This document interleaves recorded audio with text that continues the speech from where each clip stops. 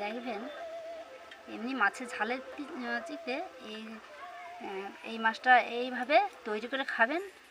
সাগরে কিচেনে সবাইকে স্বাগত জানাই। চলে এসেছি একটা নতুন রান্নার ভিডিও নিয়ে।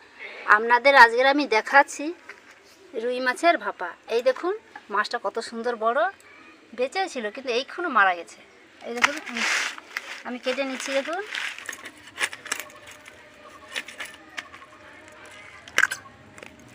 কত সুন্দর মাছ, এবারে ডিম হয়ে এবারে পুরোষ্টি দেখছেন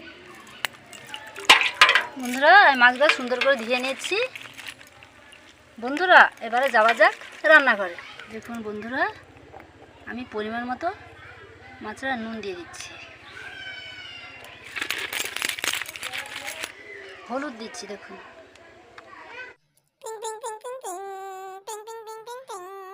কড়াটা আমি তুলে দিলাম। এবার বন্ধুরা দেখুন আমি নিয়েছি সাঁচিলার পাতা, জানেন তো? এই যে সাঁচিলার পাতা, নরম পাতা নিয়েছি। এইবার দেখুন আমি 3টা থেকে 4টা পাতা নিয়েছি। আমি সব মাছ রাঁধবো না, এই 4 পিস মাছ রান্না করবো। এই ভাপা কীরকম করতেছি দেখুন। এই 4টা মাছ নিয়েছি, নুন হলুদ মাখিয়ে দিয়েছি। দেখুন আদা দিচ্ছি, এই দেখুন পেঁয়াজ বাটা দিচ্ছি। দেখুন বন্ধুরা আমি 1 চামচ লাল লঙ্কা গুঁড়ো দিচ্ছি, পরিমাণ মতো হলুদ গুঁড়ো দিচ্ছি, তো আর একটু অল্প করে নুন দিচ্ছি। নুন দিয়েছিলাম আর একটু দিয়েছি। এই দেখুন আমি সরষা তেল দিচ্ছি, এতে সাদা তেল দেবে না, সরষা তেল দিচ্ছি। দেখুন বন্ধুরা আমার কড়া তো অনেক সময় গরম হয়ে গেছে। এই সাদা তেল দিচ্ছি, দেখুন সাদা তেল। টমেটো কুচো, দেখুন পেঁয়াজ কুচো দিচ্ছি, পেঁয়াজ বাটা দিচ্ছি। দেখুন লাল লঙ্কা গুঁড়ো 1 চামচ, হলুদ গুঁড়ো 1/2 চামচ, স্বাদ মতো নুন দিচ্ছি।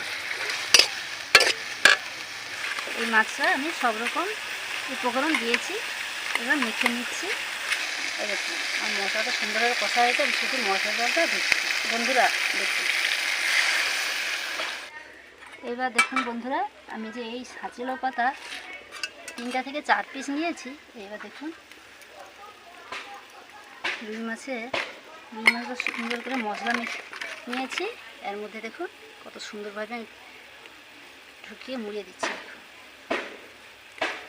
দেখছেন এইভাবে ভালো করে ঠোঙা মতো তৈরি করে এইভাবে আস্তে আস্তে করে মুড়ে দিতে হবে। এই দেখছেন এইভাবে মুড়ে দিয়েছি।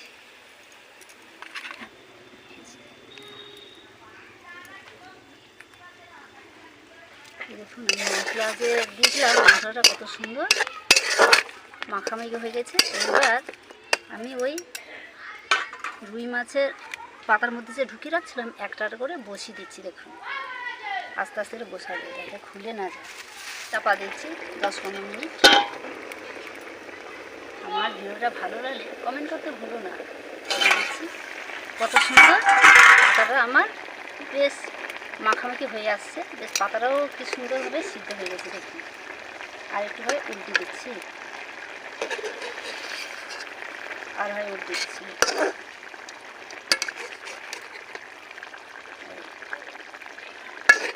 এত সুন্দরভাবে হালকা করে লৌটাতে হবে যেন মাছটা যে বেরিয়ে নিয়ে যায়।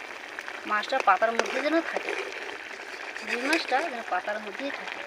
এই রুই মাছের ভাপা তো হেভি লাগে না বন্ধুরা। একবার হালকা করে জ্বালানো একটা, একবার হালকা করে আস্তে আস্তে, মানে জিনিসটা তো সিদ্ধ হবে ভিতরে যে জিনিসটা আছে।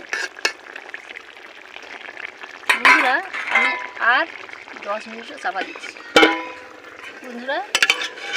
আমি এবার খুলে দিলাম, হয়েছে। এবার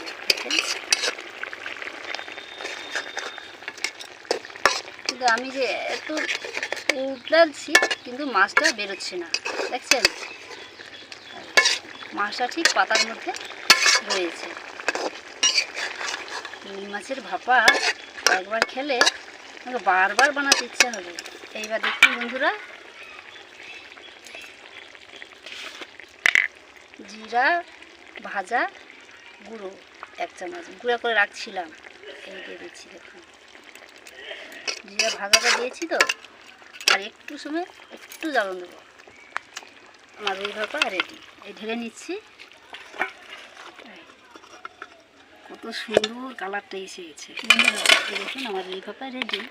যারা ইউটিউব থেকে আমার ভিডিওটা দেখছে চ্যানেলটা সাবস্ক্রাইব করে, আর যারা ফেসবুক থেকে আমার ভিডিও দেখছে পেজটিকে ফলো করে পাশে থাকো।